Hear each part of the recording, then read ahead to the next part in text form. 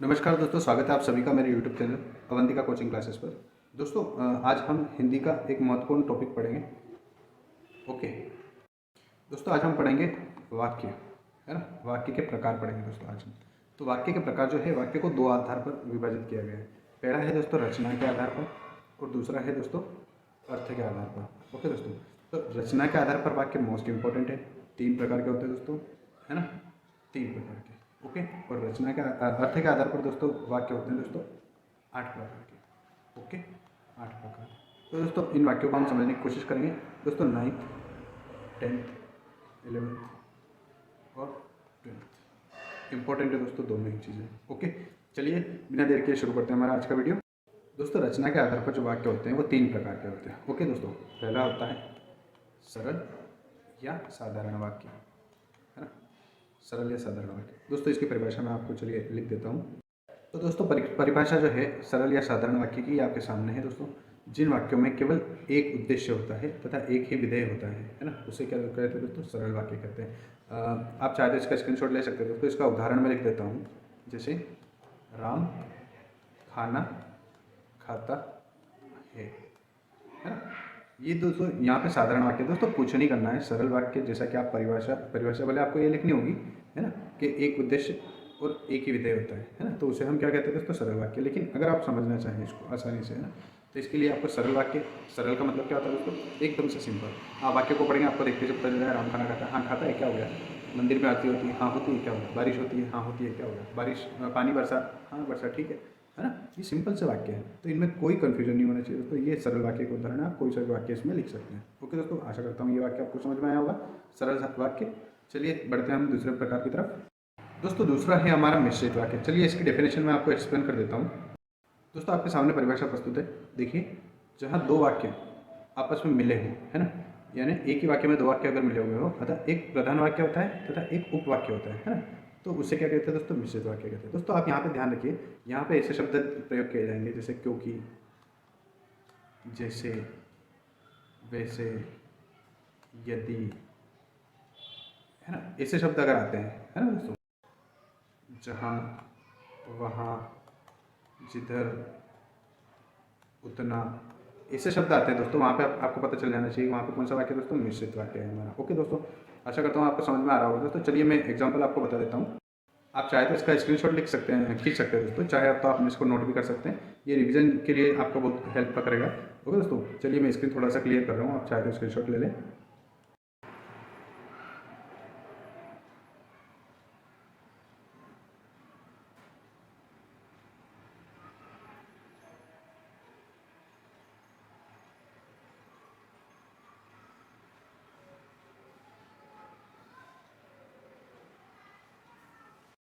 दोस्तों हमारे चैनल को लाइक और शेयर जरूर करें, है ना। सो वीडियो को लाइक करें अगर आपको कुछ भी सीखने को मिल रहा है, थोड़ा भी आपको कुछ समझ में आ रहा है दोस्तों, है ना। और हमारे चैनल को जरूर सब्सक्राइब करें ताकि ऐसे एजुकेशनल वीडियो सबसे पहले आप तक पहुँचे। ओके दोस्तों, चलिए आप बढ़ते हैं हम अगले प्रकार की तरफ। दोस्तों हमारा तीसरा वाक्य है संयुक्त वाक्य। ओके दोस्तों, संयुक्त वाक्य की परिभाषा मैं आपको लिख देता हूँ। दोस्तों देख सकते हैं मैंने परिभाषा आपकी स्क्रीन पर लगा दी है। जहाँ दो या दो से अधिक वाक्य हो, है ना, किसी वाक्य में दो या दो से अधिक वाक्य हो और सभी वाक्य क्या होते हैं, प्रधान होते हैं, है ना, तो उससे दोस्तों हम क्या कहेंगे, संयुक्त वाक्य कहेंगे। ओके दोस्तों, उदाहरण से समझते हैं तो उदाहरण से आपको जल्दी से समझ में आ जाएगा। चलिए दोस्तों मैं उदाहरण लगा देता हूँ। देखिए दोस्तों, उदाहरण आपके सामने है। मैं खाना खाकर लेटा ही था, है ना, एक वाक्य ये हो गया कि पेट में दर्द शुरू हुआ, दो वाक्य हो गए। और मुझे डॉक्टर को दिखाना पड़ा, ये डॉक्टर को बुलाना पड़ा। तो दोस्तों यहाँ पे दो से अधिक वाक्य हैं और सभी वाक्य प्रधान है दोस्तों। तो यहाँ पर हमारा कौन सा वाक्य हो जाएगा दोस्तों, संयुक्त वाक्य हो जाएगा। ओके दोस्तों, आशा करता हूँ आपको तीनों वाक्य प्रकार सहित और उदाहरण सहित समझ में आए होंगे दोस्तों। चलिए हम पढ़ते हैं अगला, हमारे अर्थ के आधार पर वाक्य पढ़ेंगे दोस्तों। ओके, जो 9वीं और 10वीं बोर्ड पे मोस्ट इंपॉर्टेंट है, वैसे 11वीं बार में भी पूछे जाते हैं। चलिए बढ़ते हैं आगे। दोस्तों अर्थ के आधार पर अगर हम वाक्यों की बात करें तो दोस्तों अर्थ के आधार पर वाक्य होते हैं 8 प्रकार के। कितने दोस्तों, 8 प्रकार के वाक्य होते हैं। चलिए हम बारी बारी से एक एक वाक्य को पढ़ना शुरू करते हैं। ओके दोस्तों, और दोस्तों उससे पहले मैं आपको कुछ होमवर्क दे देता हूँ। राम आते ही खेलने लगा, आज खाना नहीं खाया, खाया लिखा है उसमें, मैं थोड़ा सा क्लियर कर देता हूँ। खाना नहीं खाया। ओके दोस्तों, ये 2 वाक्य मैंने लिखे हैं, आपको बताना है ये कौन सा वाक्य सरल है, संयुक्त है या मिश्रित वाक्य है। ओके दोस्तों, चलिए बढ़ते हैं हम आगे। दोस्तों मैंने अर्थ के आधार पर जो 8 प्रकार के वाक्य हैं उनके नाम लिख दिए। पहला होता है दोस्तों विधानवाचक, निषेधवाचक दूसरा, तीसरा है प्रश्नवाचक, चौथा हो जाएगा विस्मयादिबोधक, पांचवा हो जाएगा आज्ञावाचक, फिर आएगा इच्छावाचक, फिर आएगा संदेहवाचक और फिर आएगा संकेतवाचक। चलिए दोस्तों बारी बारी से इनको हम पढ़ना शुरू करते हैं। देखिए दोस्तों, विधानवाचक की परिभाषा मैंने आपके सामने लगा दी है। जिस वाक्य में किसी साधारण बात का उल्लेख किया जाता है ना, तो उसे क्या कहते हैं दोस्तों, विधानवाचक वाक्य कहते हैं। ओके दोस्तों, चलिए इसका उदाहरण हम समझ लेते हैं। साधारण सी बात होती है दोस्तों, जिससे हमारा सरल वाक्य था उसी प्रकार का हमारा विधानवाचक वाक्य है। जैसे राम रोज घूमने जाता है, घूमने जाता है। हाँ जाता है तो जाता है, क्या हो गया, है ना, सिंपल सा वाक्य है। तो इसे हम क्या कहेंगे दोस्तों, विधानवाचक वाक्य। ओके दोस्तों, आशा करता हूँ आपको समझ में आ रहा होगा। ये बहुत ही सिंपल सा वाक्य था, पहला है ना, विधानवाचक वाक्य। बहुत ही आसान तरीके से, आसान लैंग्वेज में हम समझेंगे दोस्तों। आप चाहे तो इसका स्क्रीनशॉट ले सकते हैं, है ना। चलिए आगे बढ़ते हैं दोस्तों। आपके सामने है दूसरा प्रकार हमारा निषेधात्मक वाक्य। जिन वाक्यों में नकारात्मकता का भाव होता है दोस्तों, उसे हम क्या कहते हैं, निषेधवाचक या निषेधात्मक वाक्य कहते हैं। नकारात्मक वाक्य को ही दोस्तों हम निषेधात्मक कहते हैं। जैसे कोई भी उदाहरण हम ले लेते हैं जिसमें नकारात्मकता शो होती है। जैसे मैंने चाय नहीं पी, है ना दोस्तों, नहीं पी, है ना। या फिर वह या राम स्कूल नहीं जाएगा।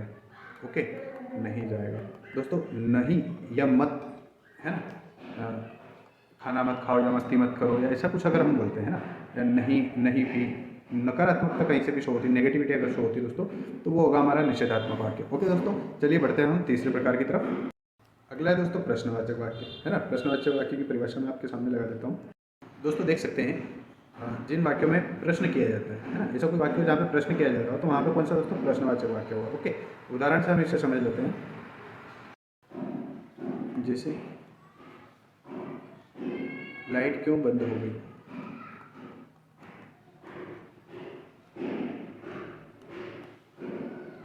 तुमने खाना खाया, क्या तुमने खाना खाया। ओके दोस्तों, वैसे यहाँ से आप पहचान सकते हैं कि प्रश्न पूछा जा रहा है। तो लाइट क्यों बंद हो गई, है ना, ये प्रश्नवाचक शब्द आ रहा है। तुमने खाना खाया, ये प्रश्नवाचक शब्द आ रहा है दोस्तों। एक और चीज़ को आप आसानी से पहचान सकते हैं, इसके पीछे जो है आपको क्वेश्चन मार्क दिया जाएगा हमेशा। ओके, तो ये यहाँ से भी आप पहचान सकते हैं कि ये कौन सा प्रश्नवाचक वाक्य है। ओके दोस्तों, आशा करता हूँ आपको समझ में आएगा। चलिए बढ़ते हैं आगे। दोस्तों यहाँ पे आ जाएगा हमारा आज्ञावाचक वाक्य। ओके, चलिए मैं इसकी परिभाषा लिखा देता हूँ।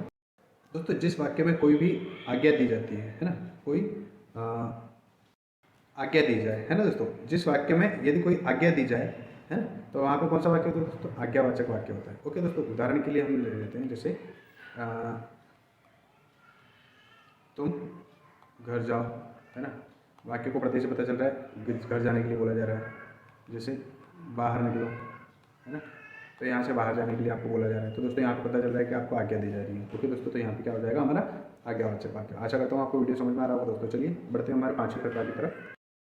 दोस्तों देख सकते हैं आप, जहाँ पे कोई वाक्य में अगर कोई इच्छा प्रकट की जाती है तो वहाँ पे दोस्तों इच्छावाचक वाक्य होता है। ओके दोस्तों, इच्छा अगर प्रकट की जा रही है, जैसे मान लीजिए वाक्य ऐसा आ जाता है कि भगवान तुम्हारा भला करे, है ना। तो यहाँ पे इच्छा दोस्तों, आशीर्वाद जो भी दिया जाता है वहाँ पे इच्छावाचक वाक्य होता है ना। या मैं बोलूँ कि ईश्वर करे तुम्हारी नौकरी जल्दी लग जाए, या भगवान करे जल्दी तुम्हारी शादी हो जाए। तो दोस्तों ये सारे क्या है, इच्छावाचक वाक्य। ओके दोस्तों, चलिए बढ़ते हैं छठे प्रकार की तरफ। दोस्तों विस्मय बोधक वाक्य को समझ लेते हैं हम, है ना। जहाँ पर वाक्य में विस्मय यानी आश्चर्य, है ना दोस्तों, आश्चर्य, वो कोई भी कारण हो सकता है दोस्तों, चाहे खुशी हो, गम हो, दर्द हो, शोक हो, उसमें अगर आश्चर्य प्रकट होता है ना, तो वहाँ पर दोस्तों विस्मय बोधक वाक्य होता है। दोस्तों इसको पहचानने के लिए आप ये ध्यान रखें, ये विस्मयादि बोधक चिन्ह कहलाता है। ओके दोस्तों, है ना, जहाँ पे आश्चर्य होता है वहाँ पे ये चिन्ह जरूर आता है। जैसे दोस्तों कहीं पे घृणा भी उत्पन्न होती है तो वहाँ पे यही होता है विस्मयादि बोधक। ओके दोस्तों, जैसे हे राम, ये क्या हुआ, है ना, आश्चर्य हो रहा है ना। जैसे अगर हमें दर्द भी होता है, मेरी कमर। ओके, तो ये दोस्तों ये चिन्ह आपको मदद करेगा विस्मयादि बोधक चिन्ह वाक्य को पहचानने के लिए। ओके दोस्तों, वैसे भी जहाँ पे भी आश्चर्य उत्पन्न होगा दोस्तों वहाँ पे विस्मयादि बोधक वाक्य होगा। ओके दोस्तों, चलिए बढ़ते हम सातवें वाक्य की तरफ। दोस्तों देखिए सातवां प्रकार हमारा, जहाँ पर वाक्य में संदेह उत्पन्न होता है ना, वहाँ पर क्या होता है दोस्तों, संदेहवाचक वाक्य होता है। ओके दोस्तों, इसका उदाहरण ले लेते हैं। है ना। संदेह मतलब दोस्तों शक, शक होता है दोस्तों। यहाँ पे शायद या संभवतः, संभवतः या हो सकता है ना, हो सकता है, ऐसे शब्दों का प्रयोग होता है। ओके दोस्तों, इन शब्दों को याद रखें तो आपको संदेहवाचक वाक्य आज इजीली पता चल जाएगा। ओके दोस्तों, जैसे उदाहरण में ले लेता हूँ, शायद आज बारिश होगी, है ना। तो शायद संदेह है ना। या हो सकता है मैं ना आऊँ, है ना। हो सकता है कि मैं नहीं आऊँ, कहीं पे भी जाने की बात हो रही है, हो सकता है मैं नहीं आऊँ। तो दोस्तों ये हमारे संदेहवाचक वाक्य के उदाहरण है। दोस्तों आशा करता हूँ आपको समझ में आ रहा होगा। दोस्तों वीडियो से अगर कुछ भी सीखने को मिल रहा है, ये वीडियो पसंद आता है तो दोस्तों लाइक और शेयर जरूर करें, और दोस्तों हमारे चैनल को जरूर सब्सक्राइब करें। चलिए बढ़ते हैं हमारे अंतिम प्रकार की तरफ। दोस्तों चलिए अंतिम प्रकार समझ लेते हैं। अगला है हमारा दोस्तों लास्ट संकेतवाचक, जहाँ पर वाक्य में एक क्रिया दूसरी क्रिया पर निर्भर हो दोस्तों, वहाँ पे कौन सा संकेतवाचक वाक्य होगा, है ना। यानी दो क्रिया होगी और दोनों एक दूसरे के ऊपर निर्भर होगी। तो दोस्तों हम समझ लेते हैं जल्दी से उदाहरण। तुम मेहनत करते तो सफल हो जाते। ओके दोस्तों, सफल होना दूसरी क्रिया है, मेहनत करना पहली क्रिया है। मेहनत करते तो सफल होते, तो यहाँ पे मेहनत की ओर संकेत किया जा रहा है कि मेहनत अगर करते तो सफल होते, अदरवाइज नहीं होते, है ना। अगर एक और देखिए, अगर मैं ठीक होता तो जरूर आता, तो जरूर आता। अब यहाँ पे देखिए दोस्तों, यहाँ पे वाक्य का क्या अर्थ निकल रहा है आप देख के बता सकते हैं। अगर मैं ठीक होता, है ना, तो जरूर आता, है ना। तो यहाँ पे संकेत किया जा रहा है ठीक होने की तरफ, है ना, कि मैं कब आता, जब ठीक होता मैं तब आता दोस्तों। ओके, आशा करता हूँ आपको वीडियो बहुत ही पसंद आया होगा दोस्तों। बहुत ही मोस्ट इंपॉर्टेंट टॉपिक था ये, जो हमारे बोर्ड के लिए इंपॉर्टेंट है। ओके दोस्तों, आशा करता हूँ आपको बहुत कुछ सीखने को मिला होगा। दोस्तों सपोर्ट जरूर करिएगा, लाइक शेयर और सब्सक्राइब जरूर करिएगा। ओके दोस्तों, मिलते हैं अगले वीडियो में। Okay bye.